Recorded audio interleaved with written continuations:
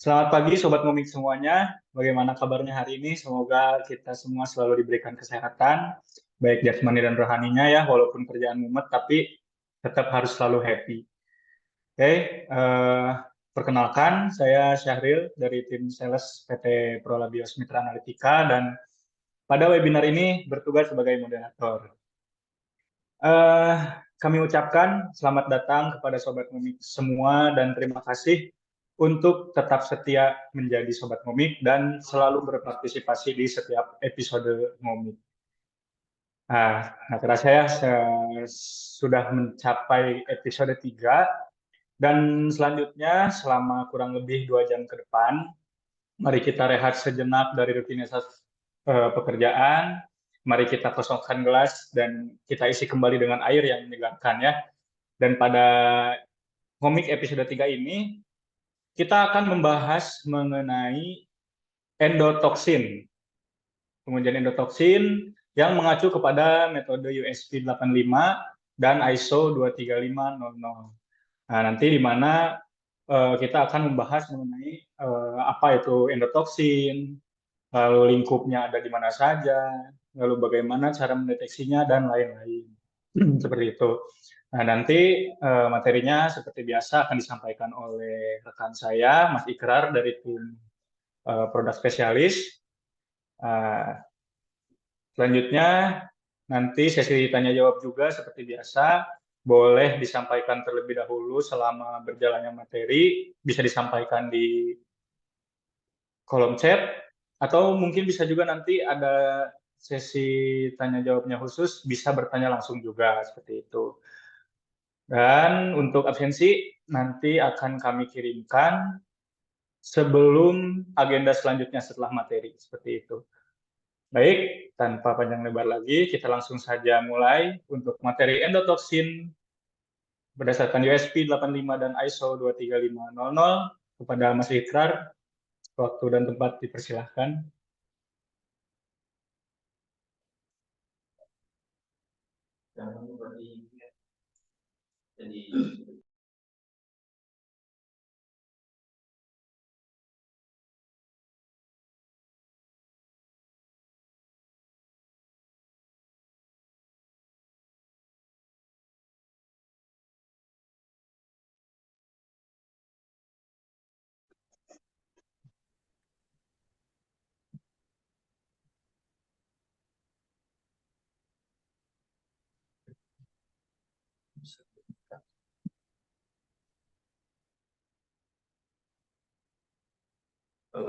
Baik, suara saya sudah terdengar. Jika suara saya kurang jelas ataupun sinyalnya mungkin kurang bagus, silakan bisa langsung dikonfirmasi melalui kolom chat. Baik, Bismillahirrahmanirrahim. Assalamualaikum warahmatullahi wabarakatuh. Selamat pagi, salam sejahtera, salam sehat untuk kita semua. Kembali lagi, ya, kembali lagi bertemu dengan kami Prolabios untuk Sobat Ngomik yang sudah mengikuti webinar series dari awal ya, dan juga kami ucapkan selamat datang untuk yang baru bergabung dengan Sobat dengan forum ini. Jadi saya perkenalkan sekilas ya bahwa ngomik atau ngobrol mikrobiologi ini memang kami selenggarakan secara rutin setiap bulannya, dan ini kami selenggarakan dengan semangat ya untuk terus memberikan knowledge serta metodologi terupdate yang terkini seputar pengujian di mikrobiologi.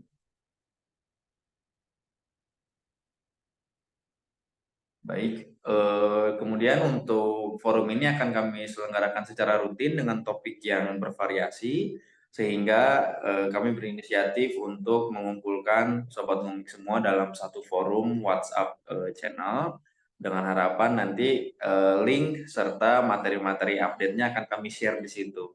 Jadi saya harapkan untuk Sobat Ngomik sekalian agar tidak keluar dari grup tersebut, supaya tetap bisa keep in touch bersama kami. Baik, Ya, ini untuk webinarnya nantinya akan direkam, akan di-record, dan akan kami upload di YouTube.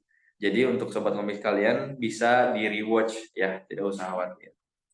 Nah, untuk tema kali ini saya akan bawakan terkait pengujian endotoksin. Ini sudah mulai spesifik ya, karena ngomik yang edisi pertama, episode pertama dan kedua itu masih bersifat general, bisa diaplikasikan untuk seluruh industri. Nah, ini kita sudah mulai mengambil topik-topik yang spesifik. Nah, ini saya disclaimer dari awal bahwa endotoksin ini hanya dilakukan pengujiannya pada industri spesifik, utamanya untuk produk-produk yang memang cara pengaplikasiannya ini langsung terpapar dengan pembuluh darah. Ya, jadi mungkin di sini ada sobat ngomik sekalian yang segmen industrinya tidak termasuk pada pengujian endotoksin, katakanlah untuk sobat komik yang sekarang ada di lab pangan gitu ya, atau mungkin di lab farmasi tapi tidak ada pengujian untuk produk steril gitu ya. Ini memang materi ini akan sedikit kurang berelasi ya. Namun jika memang semangatnya untuk mencari referensi baru, itu tetap akan kita buka jendelanya seperti itu. Nah, adapun untuk endotoksin ini akan kita bawakan berdasarkan USP 85. Ini khas untuk pengujian di farmasi, dan juga dari ISO 23500. Nah, ini adalah untuk pengujian endotoksin spesifik untuk sistem hemodialisa di rumah sakit atau di klinik.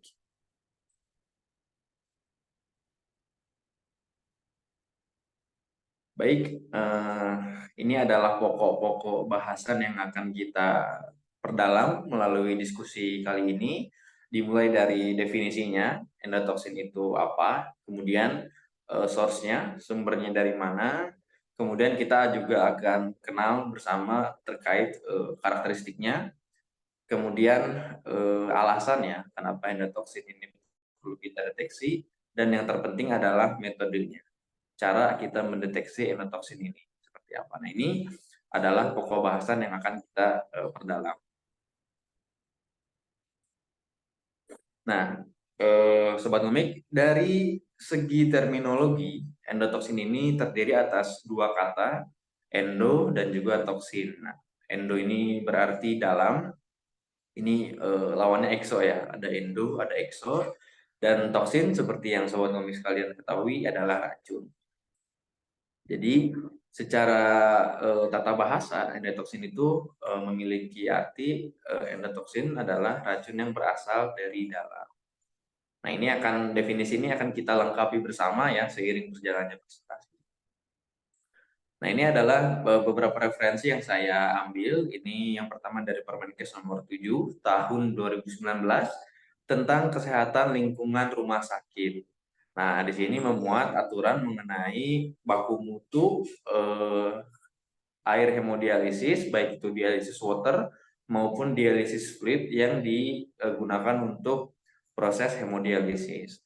Nah, ini mungkin ada sobat ngomik sekalian yang sudah tahu ada update terbitnya Permenkes nomor 2 tahun 2023, yang mana ini tidak memuat baku mutu soal pengujian endotoksin di hemodialisa. Nah, ini bisa banget nanti di akhir ya kita jadikan diskusi gitu ya. Update-nya sekarang seperti apa gitu, karena menurut saya agak aneh ya bahwa parameter pengujian endotoksin ini tiba-tiba hilang di Permenkes yang terbaru. Kemudian selanjutnya adalah ISO 23500 yang mana ini identik dengan ANSI AMI RD52. Sebetulnya ini ANSI AMI mengadaptasi dari ISO 23500 ya. Jadi isinya sama, yaitu quality management untuk hemodialisis. Dan yang terakhir ada USP Chapter 85 yang memberikan guidance untuk pengujian endotoksin secara umum. Nah, tadi kita tahu bahwa endotoksin itu adalah racun yang berasal dari dalam. Nah, saya ingin sisihkan itu sebentar dan saya ingin diskusikan seputar klasifikasi bakteri secara garis besar berdasarkan jenis pewarnaan gramnya. Kita tahu di sini ada bakteri gram positif dan ada bakteri gram negatif. Di mana secara struktural bakteri gram positif ini memiliki dinding peptidoglikan yang tebal. Nah, ini memang adalah penyusun membrannya, dinding sel bakterinya. Sehingga bakteri gram positif ini dia akan tetap mempertahankan zat warna dari kristal violet.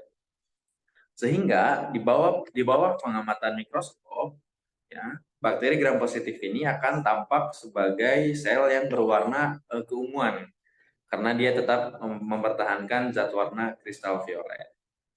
Nah, sedangkan di satu sisi yang lain, untuk bakteri gram negatif, dia akan tampak sebagai sel yang berwarna lebih kemerahan ya, karena dia tidak mampu mempertahankan zat warna kristal violet, sehingga dia akan menyerap zat warna safranin yang berwarna kemerahan. Secara struktural untuk bakteri gram negatif ini dia tidak dinding peptidoglikannya ini tidak setebal bakteri gram positif. Nah, tapi di bakteri gram negatif membran terluarnya itu bukan peptidoglikan, tapi adalah lipopolisakarida. Nah, inilah yang tidak dimiliki oleh bakteri gram positif. Nah, jadi kalau bakteri gram positif dia nggak punya lipopolisakarida, sedangkan bakteri gram negatif di membran terluarnya adalah lipopolisakarida. Ini yang menjadi kata kunci ya dalam pengujian endotoksin. Kenapa saya tekankan perbedaan dari segi komposisi lipopolisacaridanya? Karena sebentar. Oke. Nah, karena lipopolisakarida inilah yang kita kenal sebagai endotoksin. Jadi ketika satu bakteri gram negatif itu mengalami kematian ya, artinya mungkin sebelumnya ada kondisi yang kurang menguntungkan gitu ya. Ada kondisi yang kurang menguntungkan seperti suhu yang ekstrim atau perubahan pH atau menghilangnya nutrisi untuk metabolisme. Nah, bakteri akan lisis ya, dia akan mati dan selnya ini akan luruh, dan salah satu komponen yang lepas ini adalah lipopolisakarida. Nah, lipopolisakarida inilah yang kita kenal sebagai endotoksin. Jadi kita sudah bisa melengkapi definisi di awal. Ya, kita tahu bahwa endotoksin adalah racun yang berasal dari dalam bakteri gram negatif. Ya, karena lipopolisakarida ini dia tidak ada di bakteri gram positif. Jadi memang spesifik hanya di bakteri gram negatif. Contohnya Escherichia coli, Shigella, Yersinia, Enterobacter, Pseudomonas, apalagi dan kawan-kawannya ya.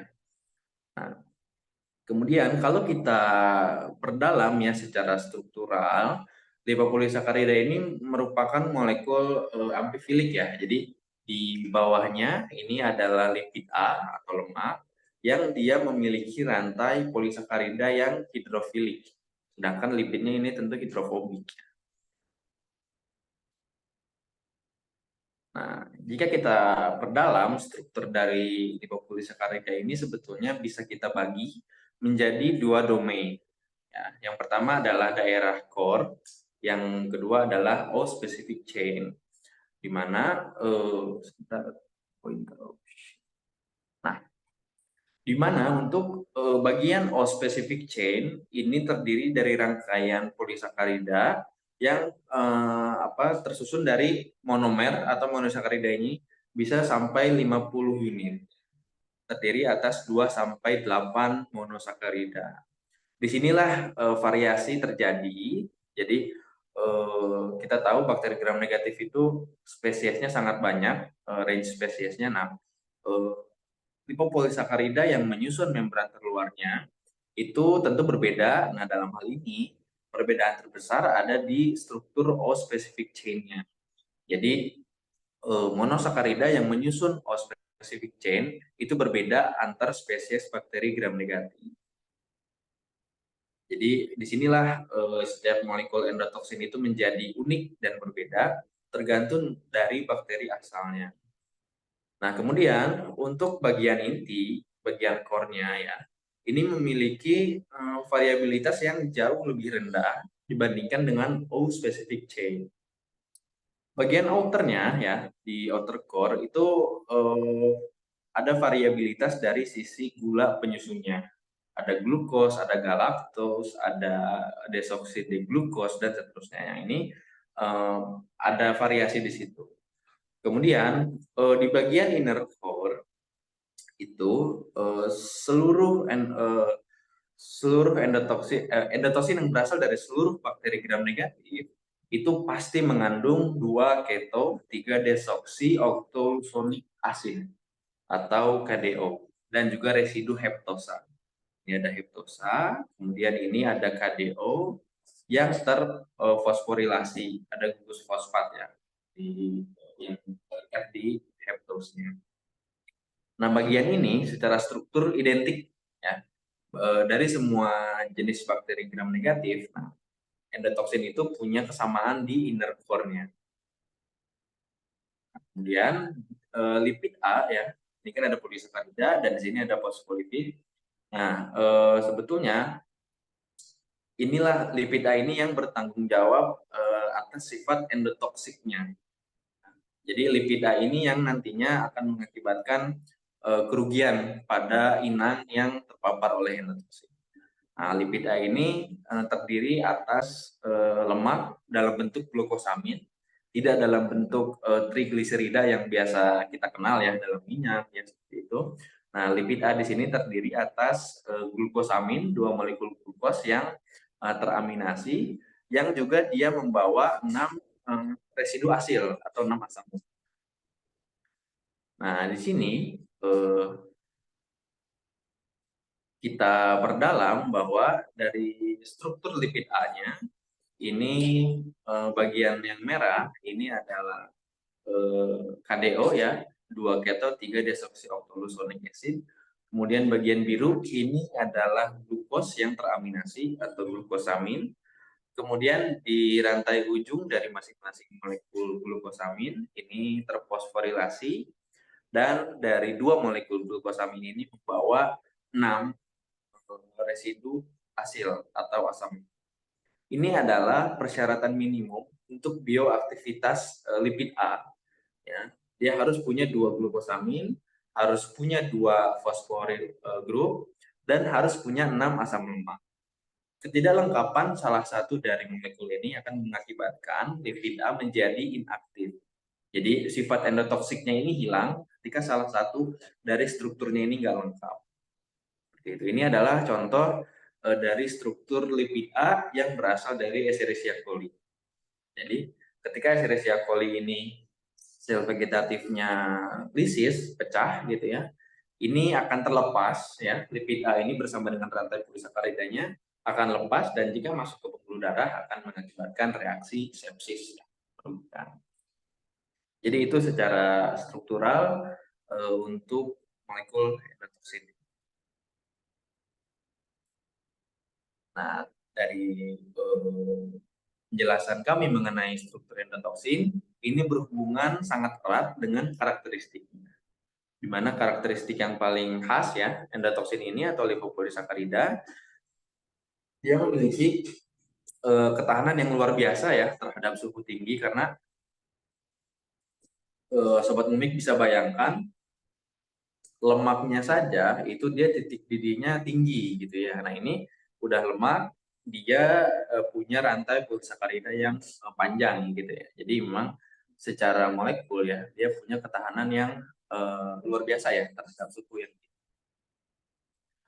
Nah ini yang juga menarik, dia resisten terhadap penambahan bakterisida karena bakterisida ini tentu dia punya kemampuan untuk melakukan penetrasi ke dalam sel bakteri sehingga sel bakteri ini pecah.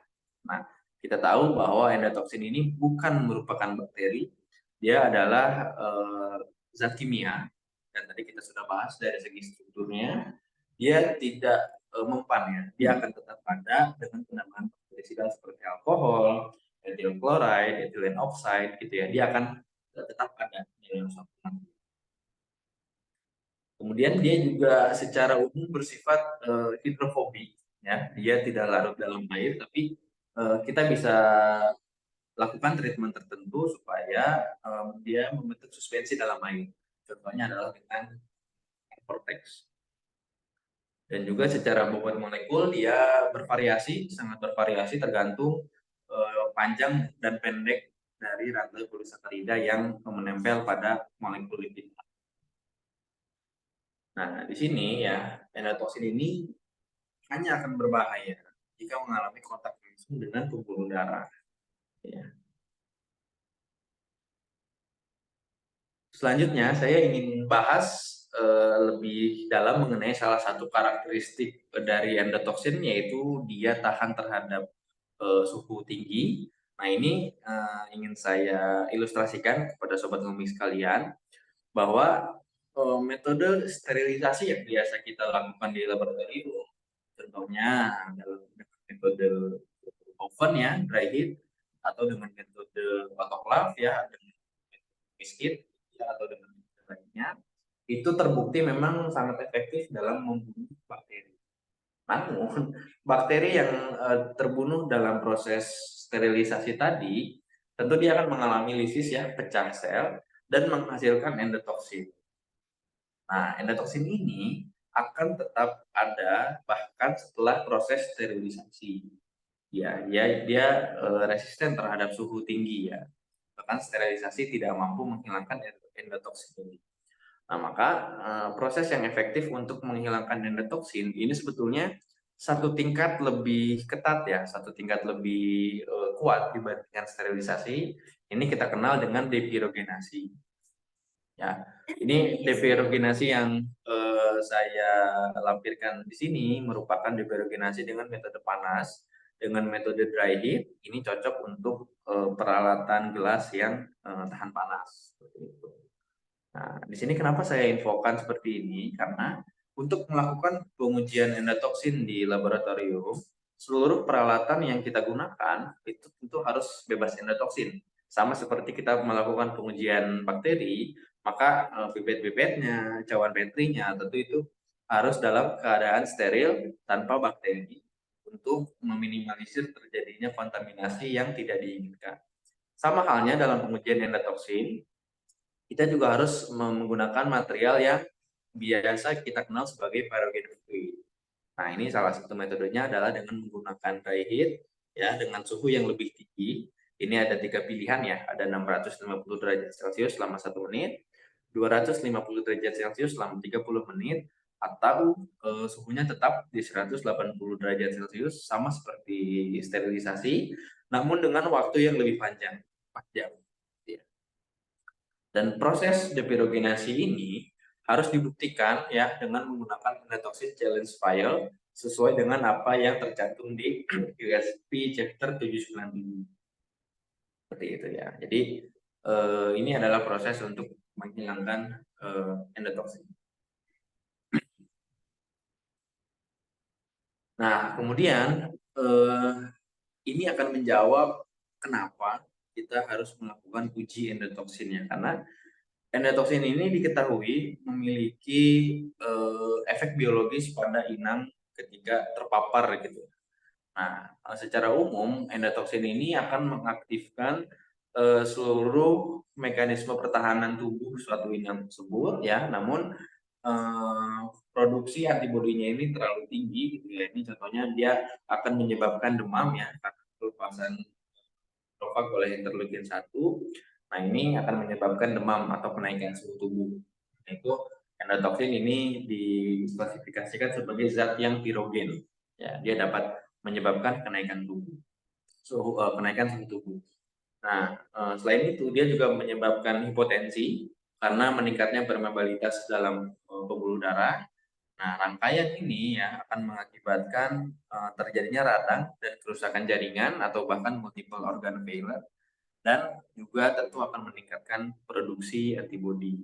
Jadi inilah alasan ya kenapa kita harus melakukan pengujian endotoxin ya, agar satu proses itu efektivitasnya tidak hilang atau berkurang akibat keberadaan endotoxin. Katakanlah untuk produk farmasi ya, untuk katakanlah untuk cairan infus, dia harus ada dalam batas endotoksin tertentu agar bisa dikatakan aman untuk pasien. Atau dalam hal ini katakanlah untuk proses cuci darah atau hemodialisis, itu jangan sampai pasien yang dalam keadaan, tentu kita bicara ketika pasien harus dalam tahap hemodialisis atau pencucian darah, tentu dari segi kesehatannya pun dia sudah berkurang dibandingkan dengan manusia yang sehat pada umumnya. Nah, jangan sampai pada proses dialisis ini ternyata endotoksinnya ini melampaui batas maksimumnya, sehingga pasien yang ingin cuci darah itu malah lebih sakit ya, lebih sakit dari sebelumnya karena keberadaan endotoksin. Dan juga ini menjadi pelindung ya dari reaksi merugikan atau sepsis pada manusia dan juga hewan. Dan pemeriksaan endotoksin ini sesuai ya dengan apa yang tercantum pada berbagai persyaratan. Salah satunya adalah FDA dan USP untuk produk pengujian, pengujian untuk produk parenteral atau intravena, dan juga untuk hemodialisis ini di ISO 23500.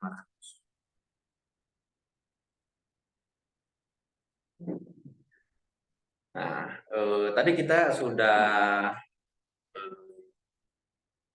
saya akan bilang sepakat ya bahwa endotoksin ini hanya akan berbahaya ketika dia mengalami kontak langsung dengan pembuluh darah. Maka area pengujian endotoksin ini menjadi lebih sempit, lebih spesifik ya, berbeda dengan uji bakteri misalkan salmonella gitu. Nah itu di farmasi ada pengujian salmonella, di food ada, di matriks sampel air lingkungan juga ada. Pada pengujian endotoksin ini spesifik hanya pada produk atau proses yang mengalami kontak langsung dengan pembuluh darah. Contohnya yang pertama adalah kesehatan yang dengan pembuluh darah, contohnya series, atau saya pernah baca juga Soflen ya, itu sudah mulai diuji endotoksinnya. Nah, kemudian ini juga yang akan kita bahas lebih dalam mengenai dialisat dan air pada sistem hemodialisa. Dan juga ini dalam ranah farmasi, ini ada pengujian endotoksin pada obat injeksi parenteral, serta pada jasa dan aplikasi bioterapi and cell culture. Jadi, sobat komik yang berada di lab farmasi, yang produk-produknya adalah obat-obat oral ataupun topikal, itu tentu lepas ya dari pengujian endotoksin itu tidak dilakukan. Ya.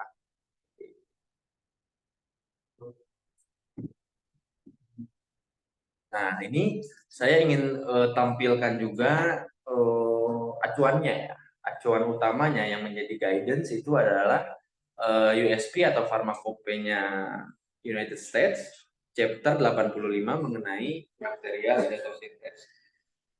Nah, di sini diterangkan bahwa bakterial endotoksin test itu adalah pengujian untuk mendeteksi atau menghitung endotoksin dari bakteri gram negatif. Ini inline ya dengan apa yang sudah kita diskusikan bersama. Ini menggunakan amebosid bisa dari kepiting tapal kuda atau horseshoe crab ya, ada 2 spesies. Di sini ada Limulus polyphemus dan Tachypleus tridentatus. Di sini disebutkan 2 spesies ini mempunyai posisi yang sama. Dia punya efektivitas yang sama dalam mendeteksi atau menghitung endotoksin pada satu sampel. Biasanya di pasaran ya, adalah lal. Ketika disebutkan lal, maka ini merupakan singkatan dari Limulus amebosid lisan.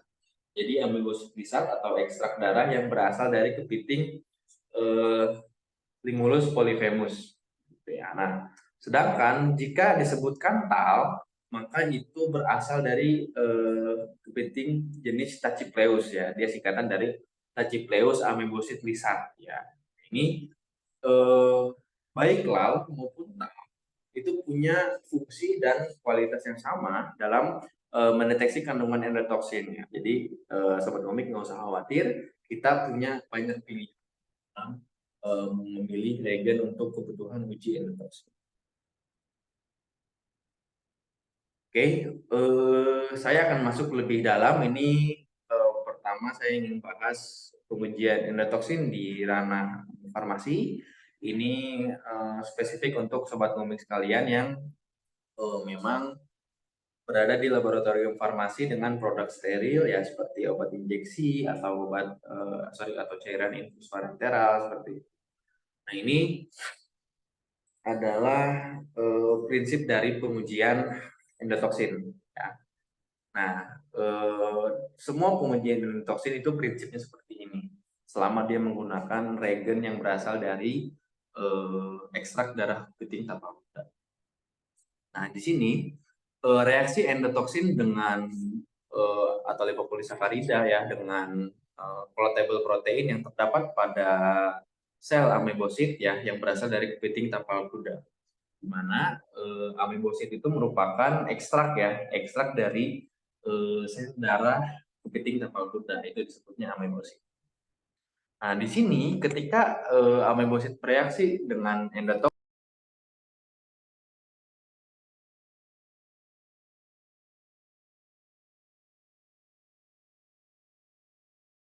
aktivasi jalur produksi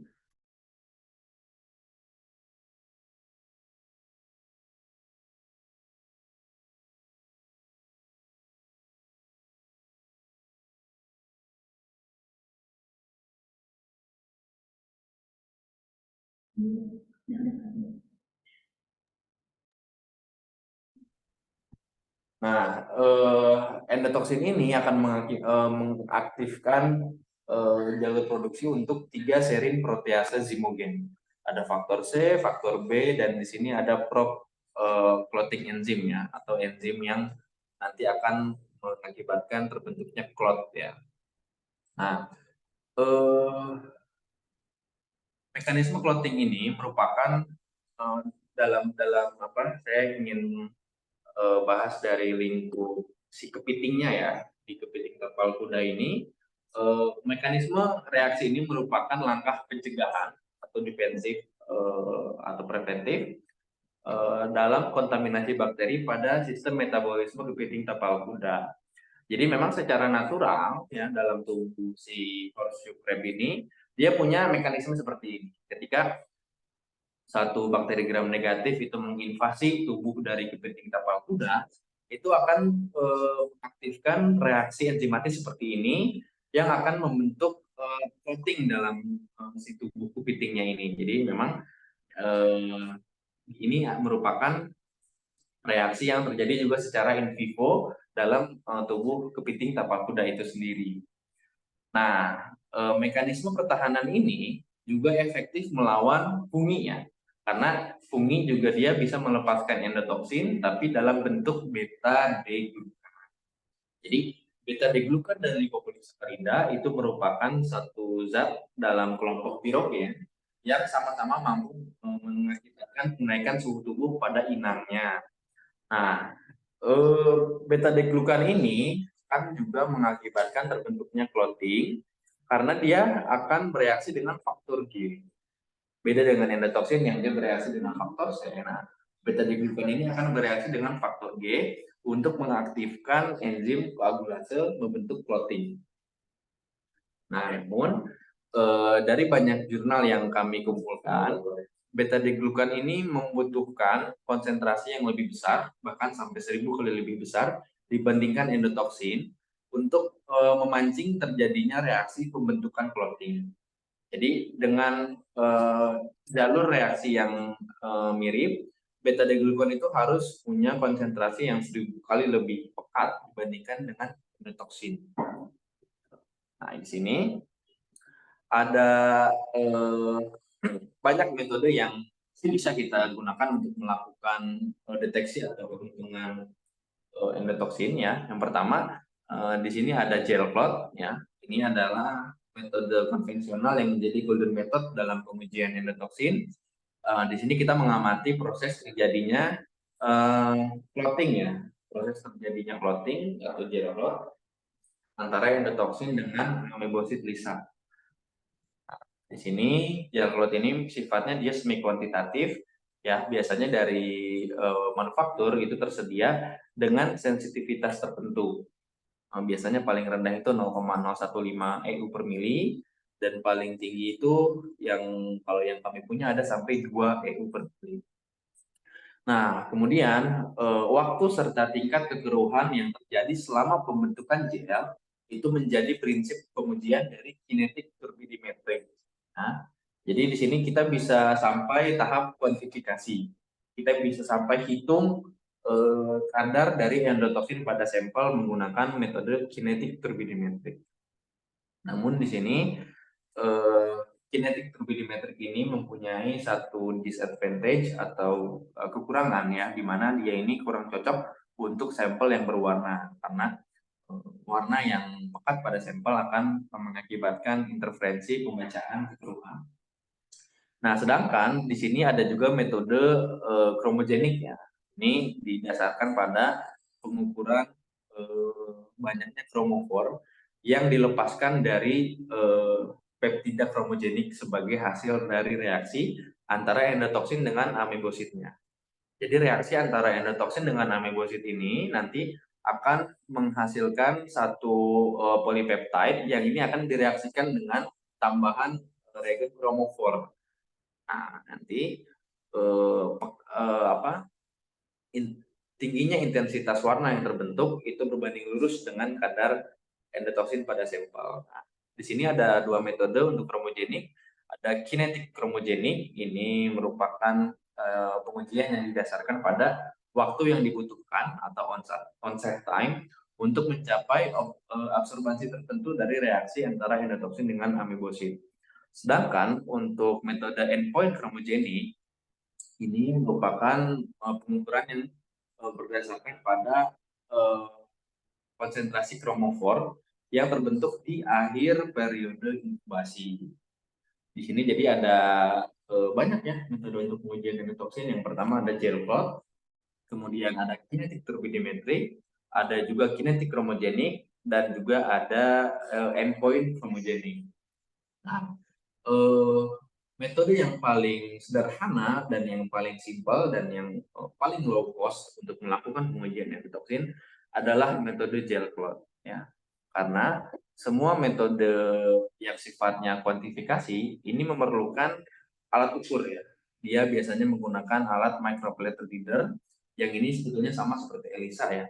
Dia prinsip kerjanya seperti spektrofotometer, namun sampelnya ini diletakkan di dalam microwell. Sedangkan metode gel plot dia tidak membutuhkan alat baca khusus karena ini akan dibaca oleh mata kita sendiri. Nah, dalam ranah farmasi ini kita harus melakukan yang namanya uji preparasi terlebih dahulu di awal. Yang pertama adalah pengujian untuk confirmation label result sensitivity test. Jadi ini untuk mengkonfirmasi kebenaran yang tertera pada label regen. Misalkan satu regen itu yang kita beli ya itu punya sensitivitas 0,25 EU per mili. Nah, pengujian ini dilakukan untuk mengkonfirmasi kebenaran yang ada pada label. Ini beneran nggak ya 0,25 gitu kan? Pengujian label sensitivity confirmation ini menggunakan prinsip spiking ya, spiking endotoksin yang sudah kita ketahui kadarnya, kita spiking ke dalam regen yang akan kita uji sebanyak 4 replikasi untuk masing-masing rentang konsentrasi. Nah, di mana lambda ini merupakan sensitivitas dari regen yang kita gunakan. Jika kita menggunakan regen yang 0,25, maka lambda itu adalah 0,25, kemudian 2 lambda adalah 0,5, setengah lambdanya adalah 0,125, dan seperempatnya adalah 0,06 EU per mili. Nah, ini kita buat rentang konsentrasi endotoksin di 2 lambda, setengah lambda, dan seperempat lambda menggunakan CSE ya, kontrol standar endotoksin yang tersedia. Kita buat 4 rentang konsentrasi dan masing-masing dari rentang konsentrasi ini kita uji sebanyak 4 replikasi. Nah, dari sini kita yang perlu kita ketahui adalah endpoint concentration-nya. Ya, di mana endpoint concentration ini adalah konsentrasi terakhir dalam satu deret yang menghasilkan reaksi positif. Ya. Nah, di sini saya ilustrasikan juga. Nah, untuk replikasi pertama, ini di 2 lambda positif, di lambda positif, dan seterusnya negatif. Maka endpoint concentration-nya itu ada di lambda. Nah, kemudian replikasi kedua, itu di 2 lambda positif, di lambda positif, dan di setengah lambda positif.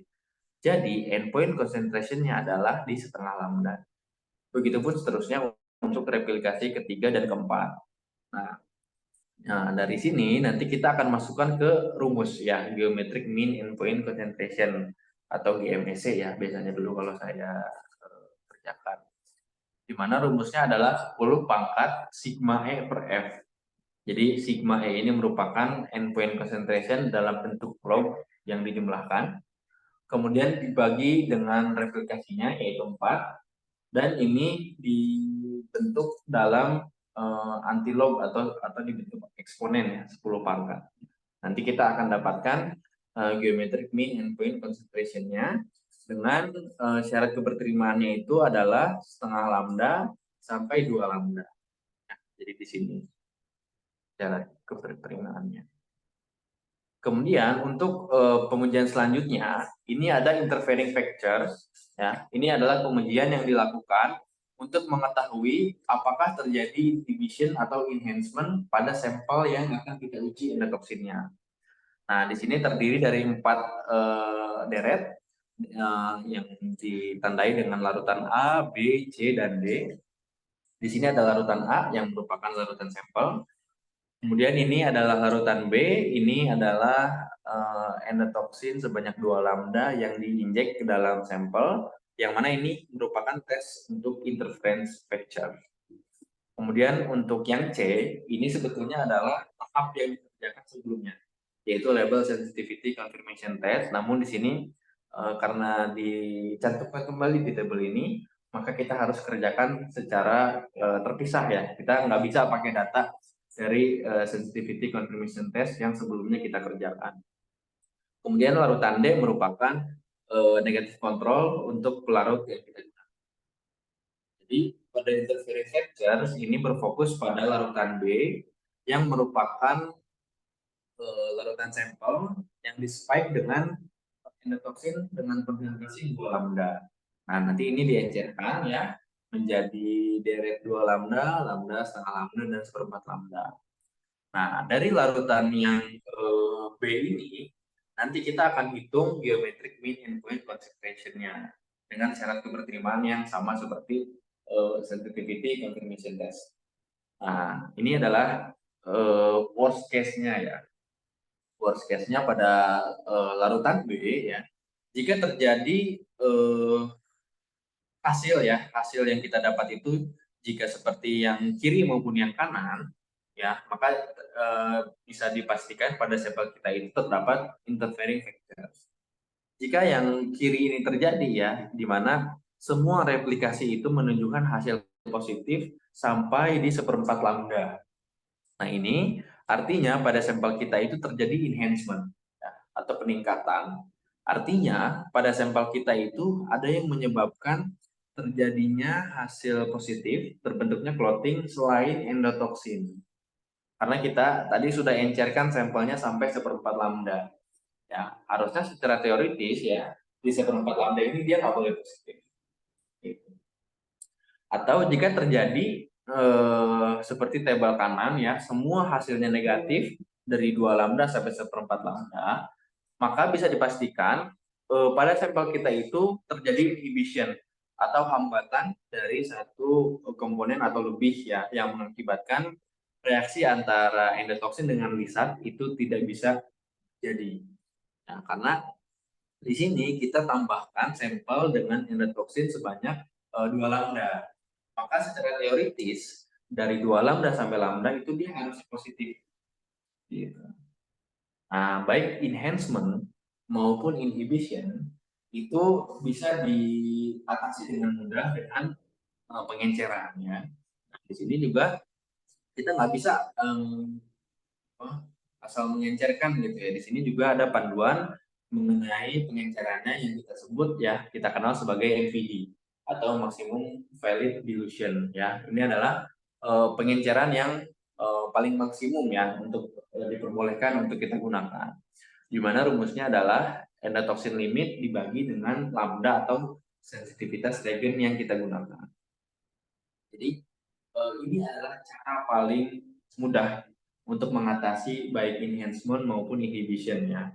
Nah, jika ternyata dengan metode pengenceran ini tidak efektif ya, maka penambahan reagen tertentu untuk membantu jalannya reaksi itu bisa dipertimbangkan ya oleh sobat pemilih sekalian.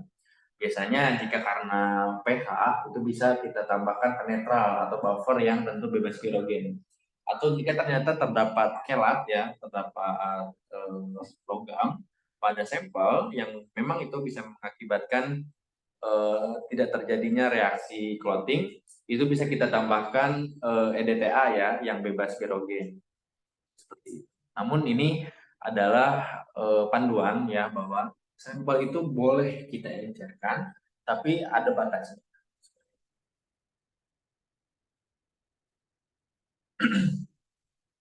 Nah, selanjutnya adalah limit test. Nah, ini sebetulnya adalah rangkaian pengujian yang biasa sehari-hari kita gunakan untuk pengujian sampel. Di mana untuk pengujian sampel farmasi ya, pengujian endotoksinnya itu terdiri dari 4 deret ya untuk satu sampel. Yang pertama ada larutan sampelnya, kemudian ada larutan PPC. Ini adalah sampel yang di spike dengan endotoksin. Kemudian ada kontrol negatif ya di sini, dan juga ada kontrol positifnya. Di mana syarat utamanya adalah kita amati larutan PPC-nya di sini di larutan C ya, di larutan B ini ada 2 lambda ditambahkan ke sampel solution. Nah, larutan B ini hukumnya wajib positif. Nah, kita tambahkan sampel dengan endotoksin bahkan dengan konsentrasi 2 lambda. Maka di situ secara teoritis hasil yang terjadi ya harus membentuk terjadinya clotting. Di sini harus positif. Jika ternyata hasilnya negatif, maka tadi pada sampel kita itu ada hambatan ya. Ada hambatan atau interfering factors. Ini harus kita telusuri bersama. Nah, kemudian di larutan yang D itu juga harus negatif ya. Jadi PPC dari kontrol negatifnya itu harus menunjukkan reaksi yang sesuai, baru kemudian kita baca hasil pada sampel. Ya, itu kira-kira saya highlight untuk pengujian endotoksin pada untuk teman-teman sobat komik yang ada di farmasi ya. Nah, selanjutnya ini saya juga akan bahas ya mengenai endotoksin pada pengujian sistem hemodialisis, di mana ini tentu sangat applicable untuk sobat mumik yang menjadi praktisi di rumah sakit misalkan ya, untuk katakanlah memang teknisi untuk mesin hemodialisis atau pengolahan airnya, atau mungkin teman-teman sobat mumik di laboratorium service ya, di lab jasa yang memang memasukkan pengujian endotoksin pada lingkup pengujiannya. Ini juga akan sangat relate ya dengan apa yang akan kita bahas bersama. Nah, kenapa sih endotoksin itu perlu kita uji juga di di hemodialisis? Nah, karena air yang digunakan untuk hemodialisis itu tidak langsung jadi ya. Kita tahu bahwa air untuk hemodialisis merupakan air yang sudah diolah. Nah, ini air bakunya ini ada yang dari air tanah, ada yang dari potable water atau dari PDAM gitu ya katakanlah. Nah, ini kita tahu air ini akan merupakan air yang steril. Di dalam air ini tentu akan terkandung banyak sekali bakteri ya. Ini biasanya teman-teman yang sudah biasa uji TPC untuk air ya, apalagi potable water, ini kita tahu TPC-nya biasanya tinggi. Nah, ini tidak dipungkiri TPC yang tinggi itu bisa jadi sebagian besarnya terdiri dari bakteri gram negatif. Nah, ini kita perlu cek endotoksinnya karena bisa jadi dalam pengolahan air baku menjadi air RO yang mengakibatkan matinya bakteri gram negatif, itu mengakibatkan terbentuknya endotoksin yang masih ada dalam satu produk tersebut gitu ya. Sehingga tentu pada hemodialisis juga tidak lepas ya, ini masuk pada lingkup pengujian endotoksin. Di mana ini juga ingin saya informasikan untuk sobat ngemik semua, pada hemodialisis ini ada dua matriks sampel yang harus dilakukan pengujian endotoksinnya. Yang pertama ada dialisis water, yang kedua ada dialisis fluid. Ya, ini keduanya merupakan matriks sampel yang berbeda nih. Ini kita harus hati-hati untuk interpretasi baku mutunya nih. Nah, untuk dialisis water secara definisinya merupakan air yang sudah ditreatment, air yang sudah diolah untuk memenuhi persyaratan di ISO 23500 chapter 3. Nah, ini adalah air yang digunakan untuk membuat dialisis fluid. Ya. Sedangkan dialisis fluid sendiri ini mempunyai sinonim ya, ada bisa disebut dengan dialisa atau juga dialisis solution. Ini ketiganya merupakan mempunyai definisi yang sama. Di mana dialisis fluid merupakan larutan yang dibuat dari dialisis water yang ditambahkan atau dicampurkan dengan konsentrat. Jadi keduanya ya ini punya baku mutu yang berbeda dan harus dilakukan uji masing-masing. Jadi ini saya informasikan karena seringkali sobat komik yang sudah melakukan uji endotoksin ini kadang hanya menguji dialisis waternya saja atau kadang hanya menguji dialisis fluidnya saja. Padahal dari segi regulasi yang dicantumkan oleh ISO 23500 itu keduanya merupakan matriks sampel yang berbeda dan punya baku mutu yang berbeda, sehingga kita harus uji secara terpisah. Kita nggak bisa menguji hanya dialisis fluidnya saja, kemudian kita nyatakan bahwa oh berarti dialisis waternya juga aman. Nggak bisa gitu ya, jadi harus dilakukan uji secara dedicated. Nah, ini bagian untuk hemodialisis secara sederhana ya. Jadi di sini ada dialisis fluid yang masuk, kemudian di sini juga ada darah dari pasien yang masuk dengan posisinya berlawanan arah, dan di sini ada satu membran yang semi permeable. Ya, di sini akan terjadi pertukaran dengan prinsip difusi, ya, sehingga zat pengotor pada darah pasien ini akan terbawa oleh air dialisis fluid dari hemodialyzer atau dari alatnya gitu. Nah, jika dalam dialisis fluid ini masih terdapat endotoksin di atas baku mutu, tentu endotoksin ini akan sangat mungkin masuk ya melakukan penetrasi melalui membran di tengah ini dan masuk ke pembuluh darah. Nah, jadi sangat penting ya untuk kita lakukan uji endotoksin pada sistem hemodialisis. Nah, secara baku mutu ini saya cantumkan Permenkes nomor 7 tahun 2019 ya, yang mana tentu di awal keluarnya baku mutu ini kita tahu ya, mungkin ada sobat komik sebagian yang menyadari dulu terjadi polemik gitu ya, dulu sempat huru-hara gitu ya. Kenapa? Karena di sini disebutkan bahwa untuk setiap jenis airnya, baik untuk yang standar maupun yang ultra pure, itu ada dua parameter yang harus diuji, yaitu ada angka kuman dan angka endotoksinnya. Ini angka kuman, acuannya adalah ANSI AMI dengan baku mutunya itu kurang dari atau sama dengan 200 CFU per mili. Masih aman ya, nggak ada yang aneh di sini. Nah, untuk angka endotoksinnya ya itu adalah baku mutunya kurang dari 2 satuannya CFU ya. Di mana CFU ini kita tahu merupakan akronim atau singkatan dari Colony Forming Unit. Colony Forming Unit ini sangat identik dengan pengujian bakteri, penghitungan bakteri di atas lempeng agar. Jadi dulu ketika keluarnya regulasi ini banyak sekali permintaan yang disampaikan ke kami mengenai regen endotoksin, tapi mintanya kultur media gitu. Nah, ini tentu sangat berbahaya ya pastinya, karena kita sepakat bahwa endotoksin itu bukan merupakan suatu sel hidup. dia merupakan zat kimia lipopolisakarida yang memang sebelumnya menempel pada bakteri. Nah, ini satuan yang tepat harusnya adalah EU atau endotoxin unit per mili. Terus terang saya juga kurang memahami ya alasan terjadinya kekeliruan ini, karena ketika kita baca di ANSI AMI itu baku mutunya sudah betul satuannya endotoxin unit per mili. Nah, saya nggak tahu nih kenapa ketika disadut di Permenkes itu satuannya berubah menjadi CFU.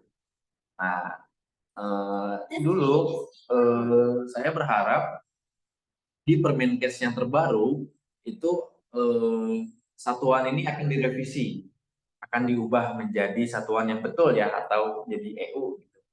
Nah, ternyata setelah terbit Permenkes yang terbaru nomor 2 tahun 2023 kemarin ya, Januari, itu malah nggak ada ya baku mutu untuk parameter endotoksin untuk hemodialisis, itu malah nggak ada. Nah, ya saya masih berharap ya di antara sobat ngomik sekalian, mungkin ada dari stafnya Kemenkes gitu ya, yang memang mengetahui seluk-beluk pembuatan atau penerbitan Permenkes ini, untuk kita diskusi bersama gitu ya. Kenapa nih? Kira-kira kenapa endotoksin itu tiba-tiba menghilang gitu ya dari Permenkes yang terbaru gitu, padahal di Permenkes yang lama itu ada. Karena bukan berarti endotoksin itu bukan merupakan bahaya lagi buat kita. Endotoksin itu masih sama ya, masih merupakan zat yang sama, dia masih bersifat pirogenik, dia bisa mengakibatkan kenaikan suhu tubuh bagi inang yang terpapar. Nah, saya harapkan di antara sobat komik ada nih yang bisa kita ajak untuk diskusi bersama. Di sini di Permenkes nomor 7 tahun 2019, baku mutu untuk dialisis water adalah kurang dari 2 EU per mili untuk angka endotoksinnya. Nah, inilah kekeliruan selanjutnya juga untuk dialisat atau dialisis fluid. Di sini hanya mencantumkan parameter angka kumannya saja. Padahal lagi-lagi di ANSI AMI untuk dialisat itu juga diuji endotoksinnya ya. Tidak hanya angka kumannya saja, tapi endotoksinnya juga diuji ya. Nah, di sini saya sampaikan juga di sini ya. Di ISO 23500 dan juga ANSI AMI-nya. Di mana ini dialisis fluid atau dialisis water itu angka endotoksin untuk standar dialisat adalah kurang dari 0,5 EU per mili, sedangkan dialisis waternya itu kurang dari 0,25 EU per mili. Nah, di ANSI AMI memang standar untuk endotoksin ini lebih tinggi ya dibandingkan dengan ISO 23500, itu lebih longgar gitu ya baku mutu untuk endotoksinnya, dia ada di 2 EU per mili. Tapi ini merupakan baku mutu yang tercantum di ANSI AMI RD52 tahun 2004. Nah, yang terbaru sekarang yang 2019 itu sudah harmonize dengan ISO 23500, di mana untuk dialisis water itu sudah sama 0,25, dan untuk dialisat atau dialisis fluid itu juga sama ya 0,5 EU per mili. Nah, makanya nggak tahu nih Permenkes yang terbaru ini dia menetapkan endotoksin berapa gitu ya waktunya, kita masih belum tahu. Nah, sedangkan di sini juga saya cantumkan ada standar dialisat dan ada ultra pure dialisat. Nah, ini perbedaannya sebetulnya terletak pada kualitas air bakunya yang paling utama, di mana ultra pure dialisat itu merupakan proses dialisis yang menggunakan air baku dari air yang sifatnya ultra pure. Dia sudah diolah sampai grade-nya ultra pure. Nah, kita bisa lihat yang menarik adalah dari parameter TPC-nya. Baku mutu TPC untuk standar dialisat adalah 100 ya. Sedangkan untuk TPC adalah 0,1. Artinya ultra pure dialisat itu harus mampu menurunkan TPC sebanyak 3 log reduksi dari 100 ke 0,1 ya, 100, 10, 1, 0,1 ya, 3 log reduksi. Jadi memang jauh lebih pure ya, lebih murni dibandingkan dengan standar dialisat. Juga dengan baku mutu endotoksin yang jauh lebih rendah, yaitu di 0,03 EU per mili. Seperti itu ya perbedaannya, tapi secara prinsip dan pengujiannya ini sama. Nah, kemudian pada sistem hemodialisis ada 3 item ya, ada 3 titik yang harus kita monitor TPC dan juga endotoksinnya. Yang pertama ini ada water storage tank, yang kedua ada water distribution piping system, yang ketiga adalah dialisatnya itu sendiri. Nah, yang nomor 1 dan 2 ini sifatnya acuannya adalah matrix sampel dialisis water karena belum dicampur dengan konsentrat apapun ya, masih merupakan air baku. Sedangkan yang terakhir yang ketiga merupakan dialisis fluid. Artinya dialisis water ya dari yang atas ini yang sudah dijadikan larutan homogen dengan konsentratnya. Ini adalah 3 titik sampling yang harus kita monitor endotoksinnya untuk kita tahu satu sistem pengolahan air itu aman ya untuk digunakan dalam proses hemodialisis. Jadi bukan hanya dialisis waternya saja, tapi sampai ke dialisat yang ada di mesin. Nah, itu harus kita uji juga. Nah, di sini sobat komik sekalian banyak yang bertanya mengenai cara samplingnya, gitu ya. Sampel collection untuk dilakukan uji endotoksin, baik untuk hemodialisis ya maupun untuk teman-teman yang di farmasi juga katakanlah untuk menguji sampel pada water for injection misalkan ya, atau untuk pure steam. Gitu ya. Ini merupakan sampel collectionnya, tata caranya hampir mirip gitu ya. Nah, untuk dialisis water ya, itu port samplingnya itu kita bisa desinfeksi menggunakan tisu basah beralkohol ya. Tisu basah beralkohol ya, ingat bukan alkohol yang disemprotkan ke satu port sampling ya. Kenapa? Karena sebetulnya saya juga menyarankan penggunaan alkohol ini sebaiknya dihindari jika memang hanya menguji endotoksinnya saja ya. Karena kita ingat bahwa endotoksin itu dihasilkan oleh bakteri gram negatif yang mati.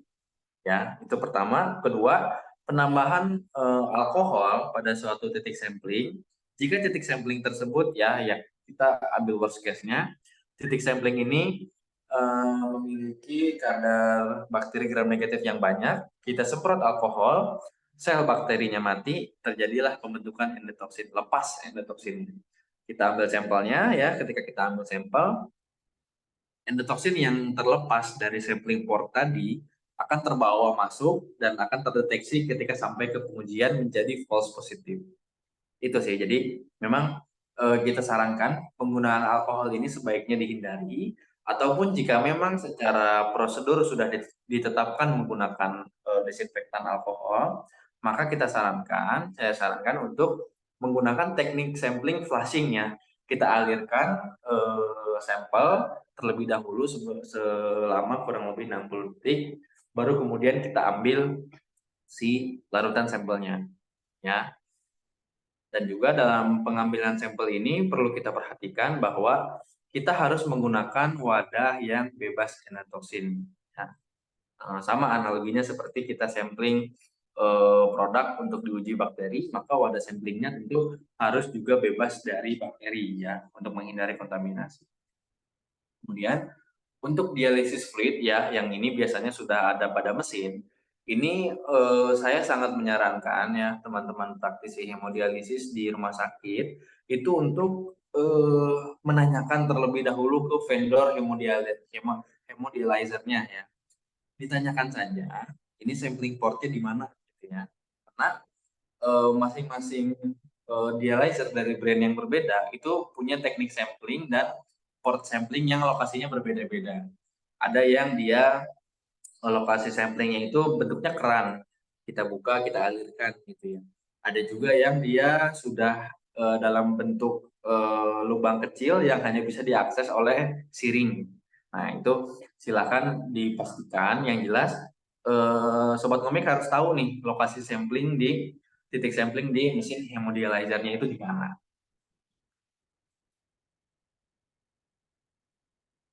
Nah, kemudian ini adalah teknis pengujian yang ada di ISO 23500. Ya, di sini disebutkan bahwa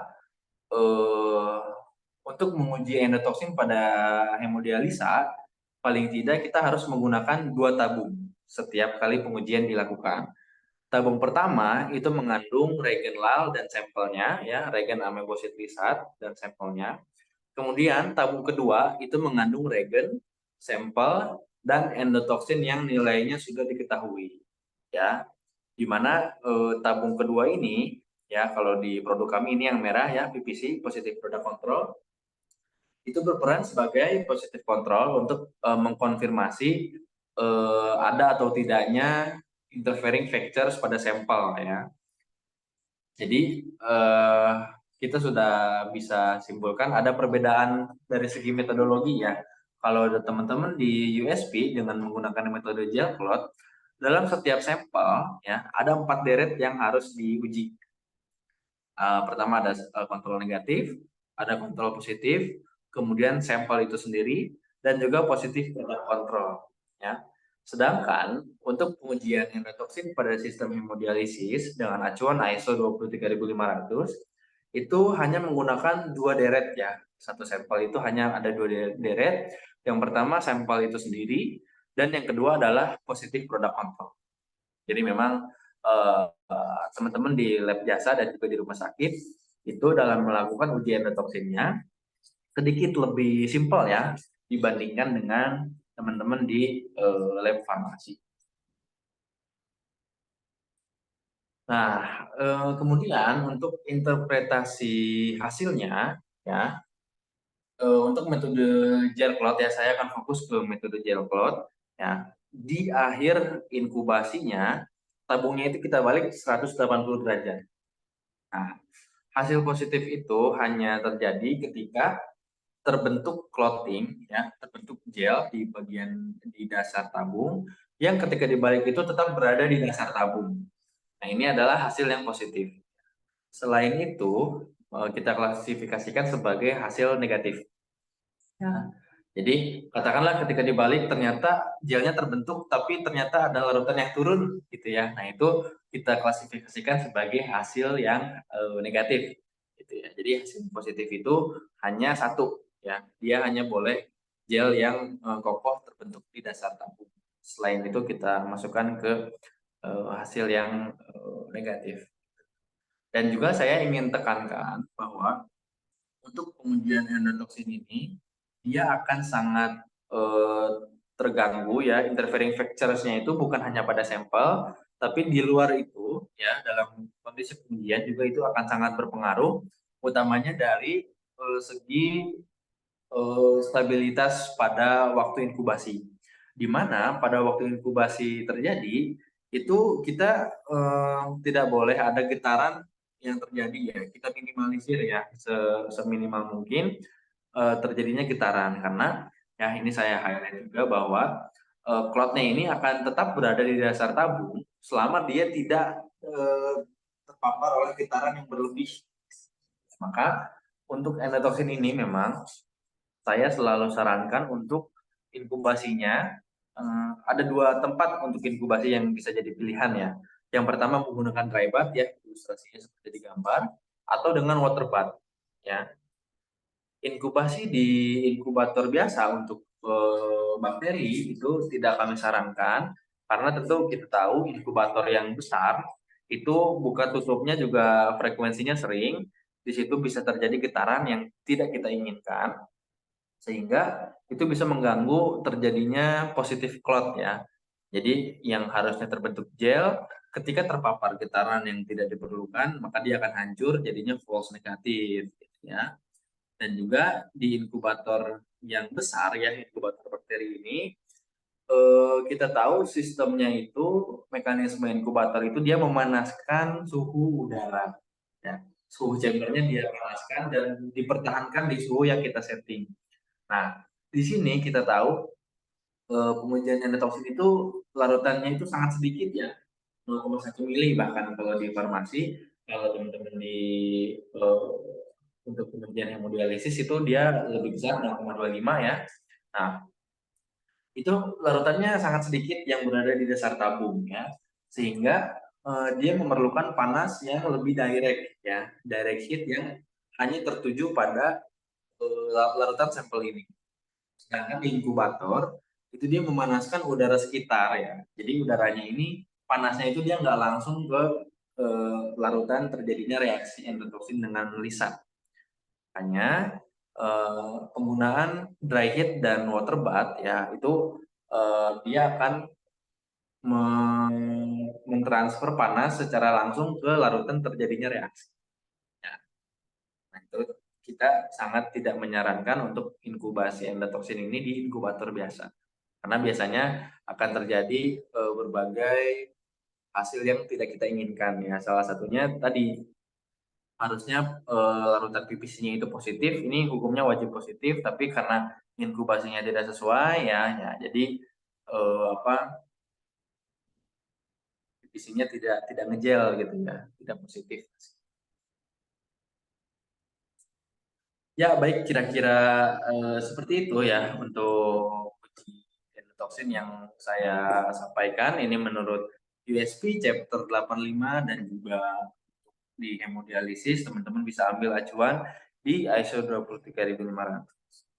Nah, ini saya sampaikan overview dari apa yang sudah kita diskusikan ya.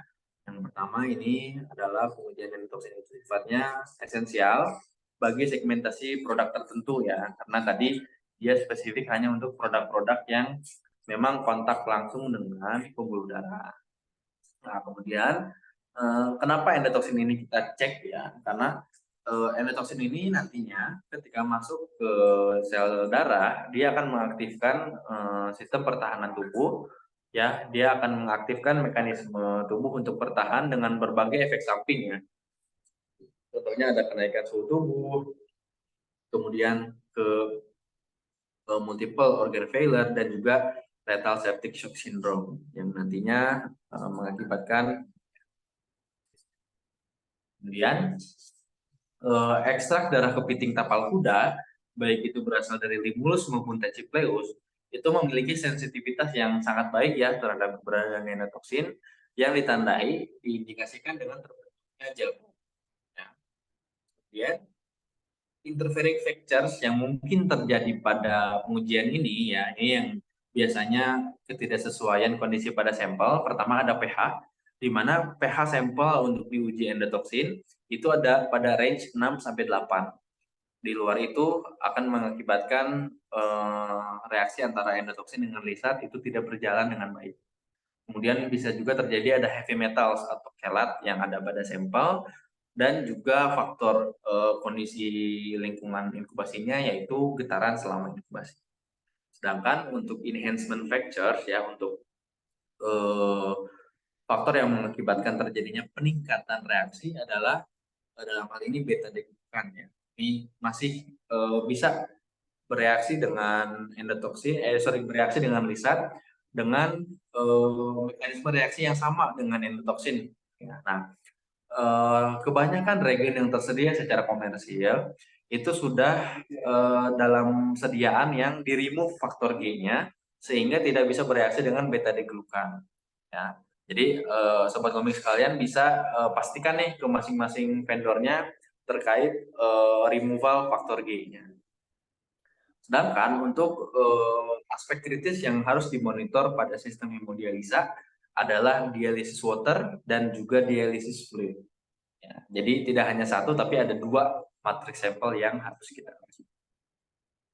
Seperti itu, kira-kira sobat kombi sekalian untuk materi terkait diskusi endotoksin ya menurut USP 85 dan ISO 23500. Jika ada sobat komik yang ingin bertanya, tentu kami persilahkan dan akan kita jawab sempurna mungkin ya. Seperti itu. Saya kembalikan kepada Mas Syahril. Terima kasih. Baik, terima kasih Mas Ikrar untuk air yang menyegarkannya ya. Gelasnya sudah terisi kembali ini untuk sobat-sobat komik semuanya.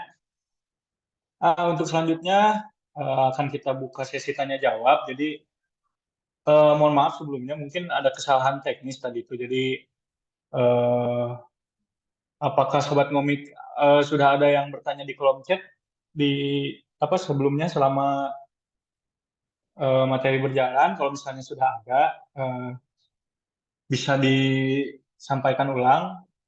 Boleh dikirim ulang di kolom chat atau mungkin mau langsung disampaikan pertanyaannya juga boleh supaya bisa kita langsung diskusikan seperti itu.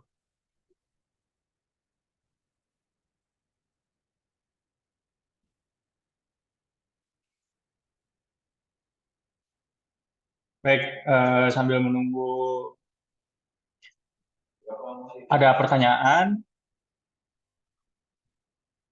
perlu saya sampaikan bahwa program komik ini rutin diadakan setiap bulan dan mungkin pada akhir bulan ya biasanya. Seperti itu. Lalu setelah sesi tanya jawab ini nanti kita akan lanjutkan ke agenda yang dinanti-nanti seperti biasa. Ada kuis berhadiah. eh ya,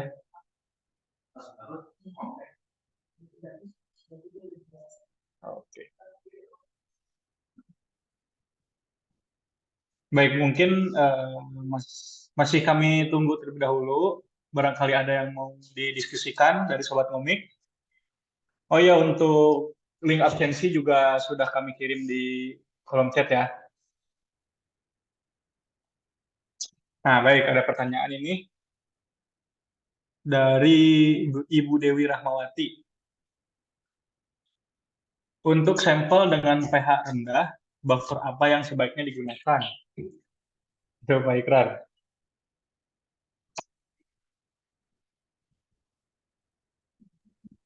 Baik, untuk sampel dengan pH rendah ya, kami sarankan untuk dinetralkan terlebih dahulu. Ya, kalau di kami tersedia buffer fosfat yang sudah bebas pirogen, yang nantinya ini berfungsi untuk mempertahankan pH larutan di 6 sampai 8. Gitu ya. Jadi penambahan buffer ini sangat sesuai ya karena dengan penambahan buffer kita tidak perlu kesulitan untuk mengatur berapa banyak buffer yang ditambahkan agar pH larutannya ada di kisaran yang kita inginkan ya. Jika kita memakai larutan asam atau basa katakanlah HCl atau NaOH yang digunakan untuk mengejas pH, kita harus tahu nih takarannya berapa banyak. Nah, tapi ketika menggunakan buffer ya kita nggak usah pusing ya takarannya berapa banyak karena katakanlah 1 mili untuk 10 mili sampel dia mampu mempertahankan pH larutan di range yang sesuai untuk pengujian endotoksin. Seperti itu kira-kira. Baik, seperti itu. Terima kasih pertanyaannya. Baik, apakah ada pertanyaan selanjutnya? Atau memang penyampaian materi dari Mas Ikrar ini sudah jelas kok yang masuk dari Pak Andi juga. Jika kita ingin melakukan validasi endotoksin terhadap suatu matriks, parameter apa saja yang harus dilakukan, Mas Ikrar? Ya, untuk validasinya ini secara jelas ya, secara lengkap itu tercantum di USP Chapter 85, di mana tadi kita diskusikan ada 3 parameter ya untuk preparasinya itu ada yang pertama sensitivity confirmation test. Ini untuk konfirmasi kebenaran label regennya. Jadi ini untuk pengujian kualitas dari regen yang kita gunakan. Yang selanjutnya ini ada test for interfering factors. Nah, ini adalah mungkin bisa disebut validasi ya untuk sampel yang akan kita uji endotoksinnya. Kemudian yang terakhir ada limit test. Ini merupakan serangkaian pengujian yang bisa dilakukan oleh sobat komik yang baru akan menguji endotoksin pada sampel yang baru misalkan. Nah, itu silakan bisa dijadikan USP 85 sebagai guidance utamanya karena semuanya secara lengkap dan secara terperinci ada di situ. Gitu. Baik, terima kasih Mas Pak Andrea untuk pertanyaannya. Selanjutnya ada pertanyaan lagi dari Pak Imi Surbakti. Oke, Mas. Jadi inkubasi di luar tempat sebenarnya tidak dianjurkan karena bisa false negatif ya. Ya, langsung saya jawab. Inkubasi di waterpark itu masih bisa jadi pilihan Bapak atau Ibu Sobat Komik sekalian. Yang tidak direkomendasikan adalah inkubasi di inkubator biasa ya untuk inkubasi bakteri. Nah, itu tidak direkomendasikan untuk uji endotoksin. Ya, jadi untuk uji endotoksin ini ada dua pilihan. Yang pertama menggunakan dry bath atau menggunakan water bath. Nah, water bath-nya juga hati-hati, jangan yang ada ultrasoniknya gitu. Nah, water bath-nya itu yang apa? Yang tenang gitu, yang nggak ada ultrasoniknya. Karena ultrasonik itu kan dia getaran ya. Nah, itu juga sama saja itu tidak tidak sesuai untuk pengujian endotoksin seperti itu. Oke, seperti itu, Pak Surbakti. Terima kasih untuk pertanyaannya. Selanjutnya ada pertanyaan lagi dari Musdalifah Julian. Selamat pagi. Sebagai bagian besar uji, saya sering dapat hasil yang toksin lebih dari 2. Pertanyaan saya, faktor apa saja dan dari mana saja yang menyebabkan toksin ini hasilnya di atas 2, sumbernya air dari rumah sakit. Ya, oke. Dari Bu Elok ya. Selamat pagi Bu Elok. Jadi Bu Elok ini sering dapat hasil endotoksinnya lebih dari 2 EU per mili dari sampel sumber air di rumah sakit. Nah, ini harus dipastikan dulu airnya air apa ya? Apakah dialisis water atau dialisis fluid? Itu yang pertama. Yang kedua, hasil endotoksin yang lebih dari 2 EU per mili ini menunjukkan bahwa kita harus mereview sistem sanitasi dan desinfeksi pada pengolahan air di satu rumah sakit. Karena di ISO 23500 ini juga dijelaskan bahwa desinfeksi untuk sistem hemodialisis itu sangat diperlukan ya. Biasanya ada 2 metode ya. Ada menggunakan air panas atau juga dengan menggunakan kaporit ya, sodium hipoklorit. Nah, itu keduanya merupakan langkah yang bisa digunakan untuk disinfeksi suatu sistem pengolahan air di rumah sakit. Nah, itu kita harus review ya, apakah frekuensinya ini terlalu jarang gitu ya, atau katakanlah apakah ketika kita ambil sampelnya, apakah itu terjadi di worst case ya, artinya misalkan satu siklus desinfeksi itu jadwalnya seminggu sekali di setiap hari Senin misalkan. Nah, kita mungkin ambil sampel di hari Minggu tuh sebelum desinfeksi. Nah, itu harus ditelusur juga. Gitu, belok kira-kira. Karena tadi endotoksin ini berasal dari bakteri gram negatif ya, dan memang akan mustahil ya untuk menghilangkan bakteri pada pengolahan air ya, karena kita tahu bahwa bakteri akan selalu ada dalam air gitu. Nah, selain itu kita harus juga memantau TPC-nya ya, Belok, karena walaupun tidak selalu berkaitan, tapi itu bisa jadi data yang saling mendukung antara TPC dengan hasil endotoksin yang lebih dari 2 EU per mili. Seperti itu, Belok. Jadi gini ya, selama pengujian kita ini sesuai, selama sampelnya itu diambil dengan teknik yang benar, dengan wadah yang bebas pirogen, kemudian kita juga selama pengujian itu menggunakan pipet yang bebas pirogen, maka jangan khawatir, hasil yang kita peroleh itu tentu akan bebas dari kontaminasi sampel. Karena gini juga ya, kita pernah juga mendapatkan kasus di mana hasilnya ini selalu positif. Nah, setelah kita telusuri, ternyata faktornya itu berasal dari wadah sampel yang tidak bebas pirogen, ya. Jadi wadah sampelnya itu hanya botol plastik yang diotoklav. Nah, tentu proses autoklav ini akan masih meninggalkan endotoksin pada material tempat kita mengambil sampel. Ya, jadi selama semuanya sesuai dengan guidance yang ada, ya maka hasil yang kita keluarkan itu bisa kita nyatakan sebagai hasil yang valid. Gitu.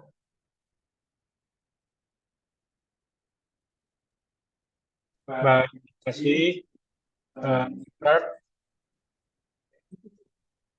ya. Eh, ada pertanyaan lagi? Mungkin ini menjadi pertanyaan terakhir ya. Sebelum kita lanjut ke agenda selanjutnya, pertanyaan dari Pak Aditya lagi ya.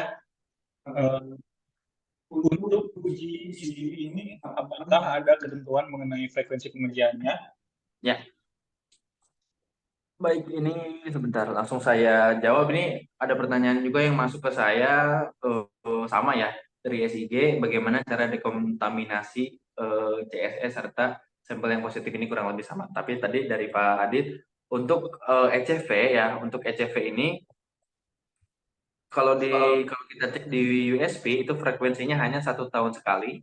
Annually ini biasanya barengan sama rekualifikasi atau di setiap pengembangan metode depirogenasi yang terbaru. Ya, kita katakanlah kita beli oven baru untuk depirogenasi, nah itu kita harus pastikan juga dari penggunaan ECV-nya atau endotoxin challenge file, di mana syarat keberterimaan suatu proses depirogenasi adalah mampu menurunkan konsentrasi endotoksin sebanyak 3 log reduksi. Ya, biasanya ECV yang kami pasarkan terutama ya kita sudah punya di konsentrasi 2.500 dan 1.250 EU seperti itu. Nah, nantinya 2.500 ini dimaksudkan untuk memudahkan teman-teman dalam interpretasi hasilnya. Ya, jadi yang 2.500 itu cocok untuk regen yang 0,25 karena 2.500 ke 0,25 yaitu 3 log reduksi dan juga 1.250 untuk regen yang 0,125. Seperti itu. Ini gini.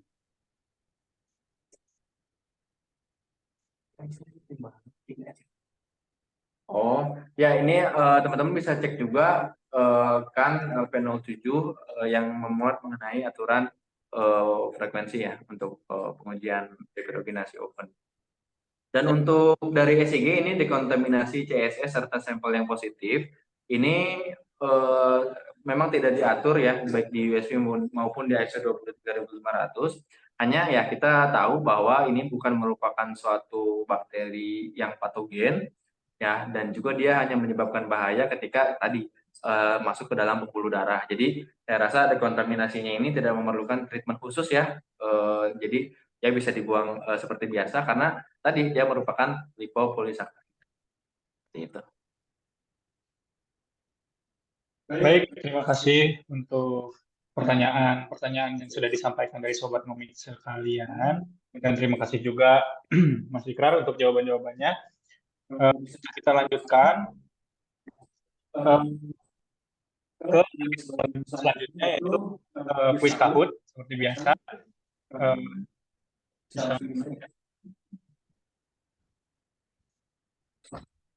jadi silakan untuk Sobat Ngomik disiapkan device-nya, siapkan sinyalnya dan call-nya. Kita siap-siap untuk melakukan kuis Kahoot.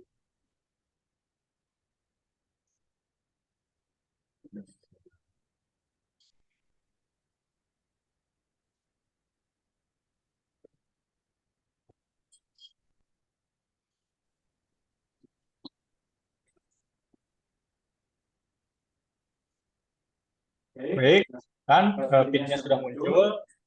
Sobat Ngomik bisa langsung join ya.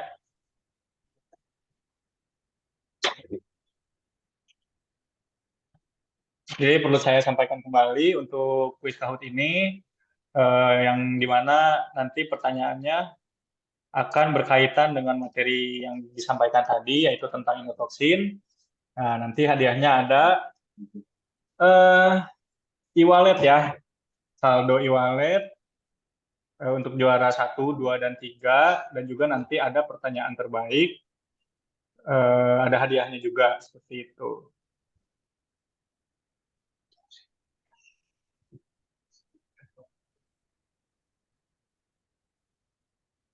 Oke, sudah 32 peserta yang masuk.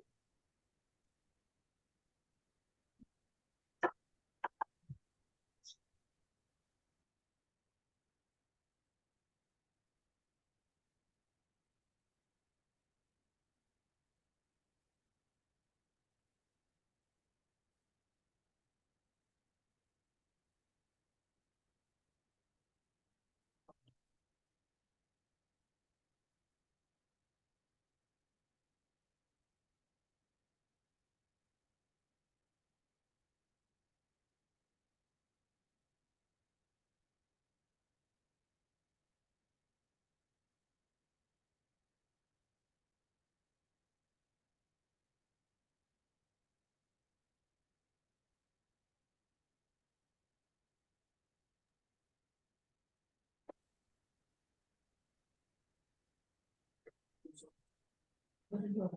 Oh, bentar, bentar, bentar.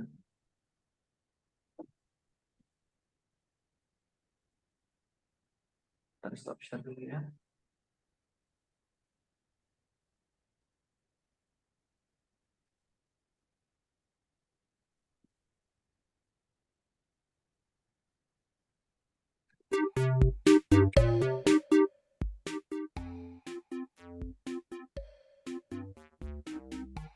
Wah, masih 60 peserta ini dari 175 partisipan webinarnya ya. Masih mau ditunggu berapa jam lagi, Mas Ikrar? Ya, kita lihat.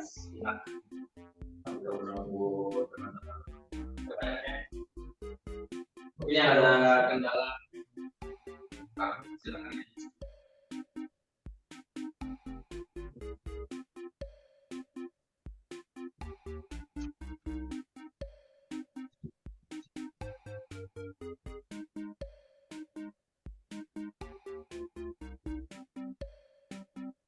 Ya, baik. Barangkali Sobat Komik tadi ada pertanyaan yang sebetulnya ingin disampaikan tapi maju mundur gitu. Tapi tetap ingin disampaikan, boleh langsung personal chat aja ke admin yang ada di grup seperti itu. Jadi nanti bisa sambil kita diskusikan juga di grup. Nih, nih, nih, nih. Saan beta tulis?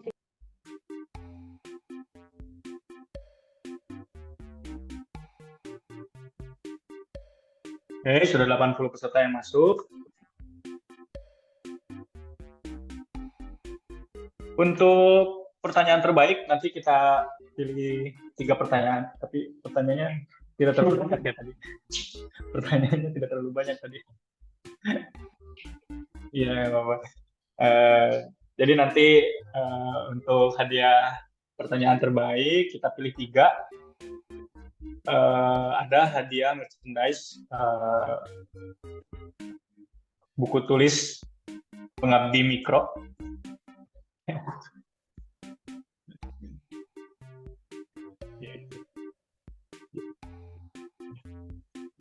Lalu ada 2 gelas cantik dari Prolabios. Baik, sudah ada 88 peserta yang masuk. Ya. Kita mulai 2 menit lagi ya di jam 10.35.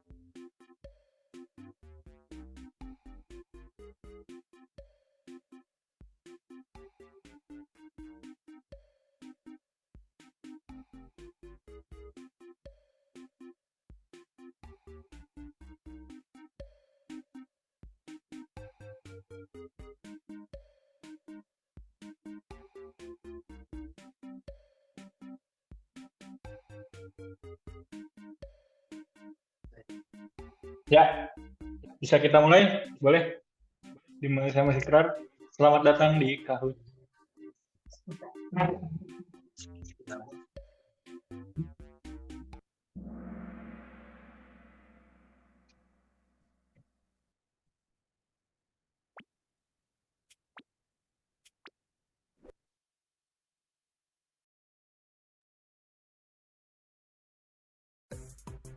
Ya, untuk pertanyaan pertama, endotoksin merupakan racun yang berasal dari, ya silakan 10 detik. Wah, banyak yang nggak sempat jawab nih sepertinya. Ya, 26 sebagian besar menjawab betul bakteri gram negatif.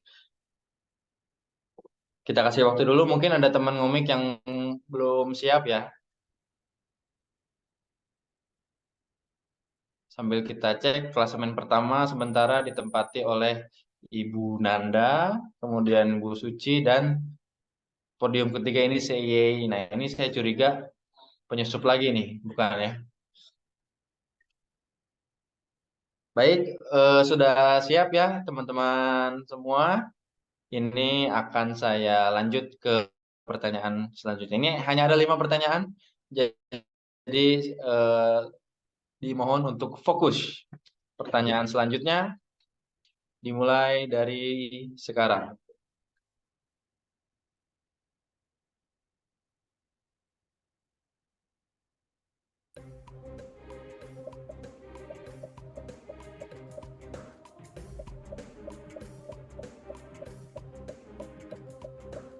Iya, ya. Amebosit ini berasal dari kepiting, tapal kuda, ya bisa limulus dan di pilihan hanya ada Tachypleus tridentatus.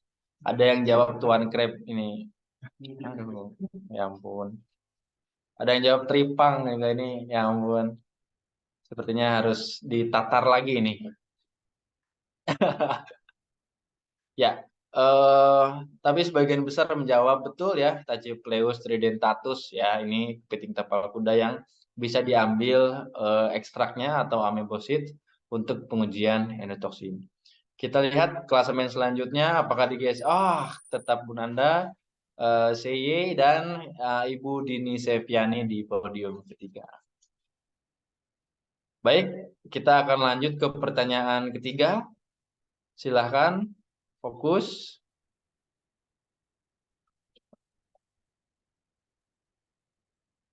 Metode untuk mendeteksi atau menghitung endotoksin ya. Tadi kita sudah bahas bersama nih. Kecuali, iya betul sekali, koagulase untuk Staphylococcus ya. Untuk identifikasi Staphylococcus. Sedangkan kinetik kromogenik, endpoint kromogenik maupun gel clot merupakan metode yang disebutkan oleh USP 85 untuk mendeteksi atau menghitung endotoksin pada suatu sampel. Kita lihat apakah klasemen berubah. Oke. Selamat Bu Dini Seviani, sementara juara 1, tapi masih pertanyaan nomor 3. Masih ada 2 pertanyaan lagi. Silahkan fokus. Pertanyaan selanjutnya dimulai sekarang. Spesies bakteri yang melepaskan endotoksin.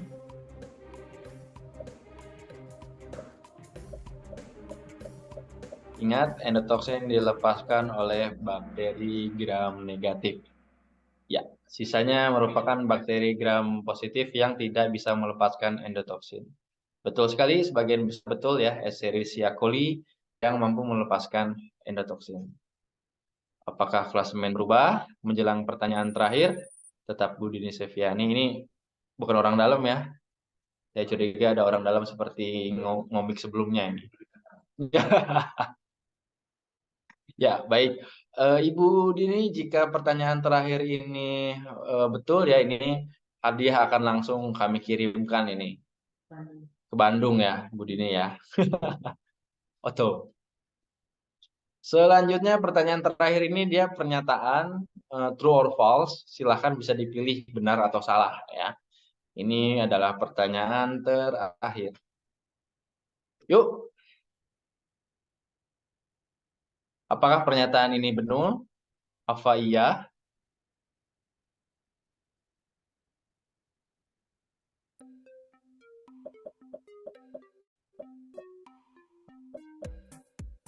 Ya, 10 detik lagi.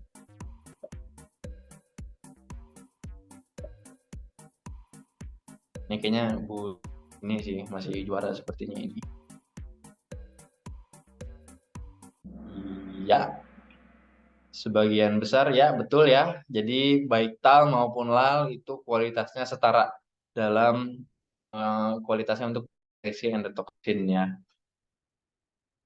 Yang jawab false mungkin nanti harus kita diskusikan nih. Ya, kita bedah lagi lebih dalam ya terkait USP 85. Klasemennya akan kita umumkan ya. Podium ya juara ketiga ditempati oleh CY. Ini mohon konfirmasi ke admin ya. Kemudian Ibu Nanda, ini juara satunya saya curiga ini tetap nih ya. Ya, selamat untuk Ibu Dini Seviani ya. Ini juara pertama. Baik, selamat kepada para juara ya, juara pertama Ibu Dini dan ada Ibu Nanda, dan ini tidak teridentifikasi nih Bu, apa Bapak ini sih? Ya, baik. Akan saya sampaikan untuk hadiah juara ketiga itu saldo e-wallet sebesar Rp100.000 dan untuk juara dua sebesar Rp150.000 dan untuk juara pertama sebesar Rp250.000. Dan nanti sistemnya bagaimana ini? Terus juara pertama ini hadiahnya harus diambil langsung ke kantor kami ya.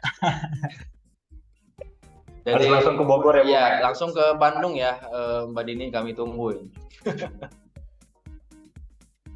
Itu nanti bisa menghubungi admin ya untuk konfirmasi. Silakan, ya silakan nanti bisa hubungi admin yang ada di grup, kemudian nanti akan kita kirim hadiahnya. Segera ya. secepat mungkin Ya. dikirim hadiahnya.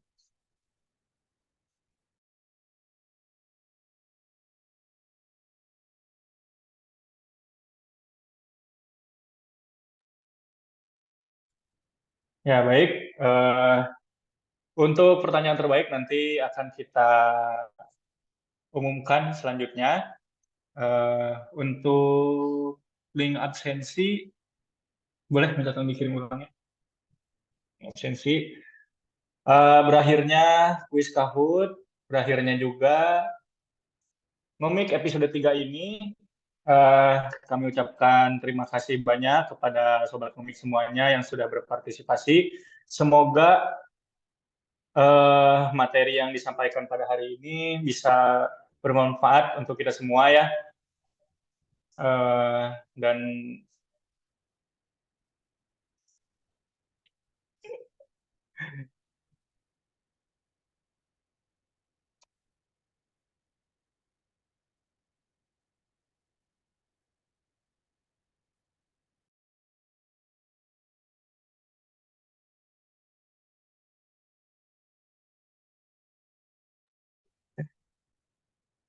dan tetap stay tune ya di grup untuk mendapatkan informasi tentang ngomik selanjutnya.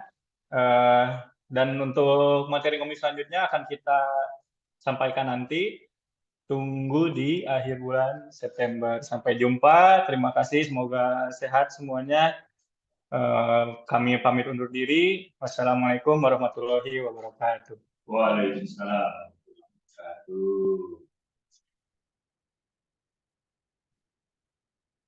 Sudah tutup.